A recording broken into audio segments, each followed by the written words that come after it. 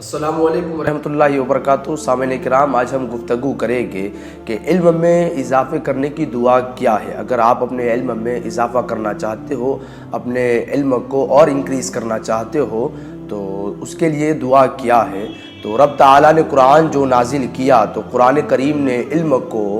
ایسا عز و وقار بخشا اور ایسے عظمت اور اہمیت ظاہر فرمائی کہ جس کے فہم و ادراک میں عقل انسانی حیران ہے کہ خالق کائنات نے اپنے محبوب صلی اللہ تعالی علیہ وسلم کے علم میں اضافے کرنے کے لیے رب تعالیٰ نے اپنے محبوب کو حکم دیا کہ وَقُلْ رَبِّ زِدْنِی عِلْمًا، کہ اے میرے محبوب آپ عرض کرو کہ میرے علم میں زیادتی فرما، اے میرے محبوب مجھے اور زیادہ علم دے۔ تو سامعین کرام، رب تعالیٰ اپنے محبوب سید الانبیاء سرور کون و مکہ صلی اللہ تعالی وسلم سے ارشاد فرما رہا ہے کہ اے محبوب آپ عرض کرو کہ اے میرے رب میرا علم اور زیادہ دے یا مجھے اور زیادہ علم دے۔ تو سامعین کرام، اس سے معلوم یہ ہوا کہ تمام اشیاء میں، تمام چیزوں میں سب سے زیادہ جو اہم چیز ہے اور سب سے زیادہ جو افضل چیز ہے وہ علم ہے۔ اس لیے کہ اگر رب تعالی علم افضل نہ ہوتا تو رب تعالی اپنے محبوب کو اس کے لیے دعا میں اضافہ کرنے کا حکم نہ دیتا۔ اس سے معلوم ہوا کہ سب سے زیادہ اور سب سے افضل جو چیز ہے وہ علم ہے، اور محبوب کائنات سرور کون و مکہ صلی اللہ تعالی علیہ وسلم نے اپنی امت کو پیغام دیا، اپنی امت کو حکم دیا کہ اللہ تعالیٰ سے ایسا علم کے بارے میں سوال کرو جو کہ نفع بخش ہو، یعنی نفع بخش علم کے بارے میں اللہ تعالیٰ سے دعا طلب کرو اور اللہ تعالیٰ کی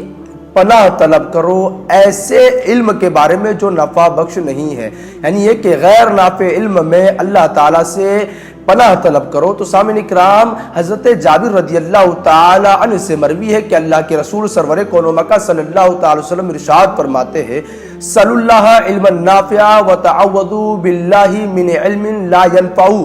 اللہ تعالیٰ سے نفع بخش علم کے بارے میں سوال کرو اور اس علم سے اللہ کی پناہ طلب کرو جو کہ غیر نفع ہے، جو کہ نفع بخش نہیں ہے۔ اور نبی اکرم صلی اللہ تعالی علیہ وسلم کی عادت مطہرہ میں سے یہ تھا کہ آپ صلی اللہ تعالی وسلم اکثر و بیشتر دعا مانگا کرتے تھے، کہ جیسا کہ حضرت ام سلمہ جو کہ ام المومنین ہے ان سے مروی ہے کہ پیارے آقا نبی جن علیہ الصلوۃ والسلام جب فجر کی نماز میں سلام پھیرتے تو آپ علی نبی جن علیہ الصلوۃ والسلام اس طرح دعا مانگتے، اللہم انی اسألک علما نافعا ورزقا طیبا وعملا متقبلا، کہ اے میرے رب میں تجھ سے علم نافع اور پاکیزہ رزق اور مقبول عمل کا طالب ہوں۔ یعنی پیارے آقا نبی جن علیہ الصلوۃ والسلام جو کہ سید الانبیاء ہے، جو کہ سید الرسول ہے، خاتم النبیین ہے،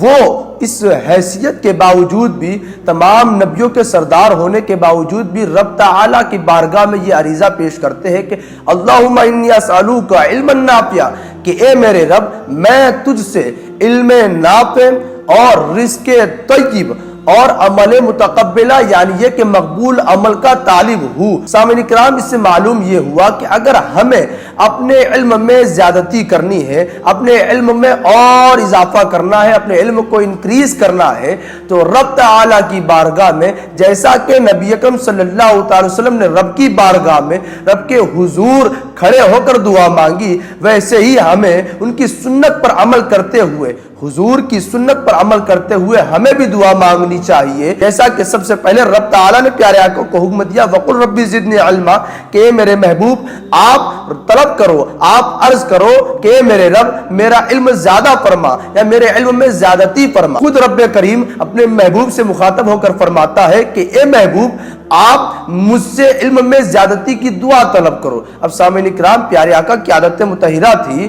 کہ آپ اکثر و بیشتر علم میں زیادتی کی دعا مانگا کرتے تھے۔ تو سامعین کرام، اگر ہم میں سے کسی شخص کو علم میں زیادتی چاہیے یا علم میں اضافہ کرنے کے لیے کوئی دعا چاہیے تو یہ پڑھے کہ اللہم ربی زدنی علما، یہ تین مرتبہ پڑھے، انشاءاللہ العزیز رب تعالی تمہارے علم میں اور زیادہ اضافہ فرمائے گا۔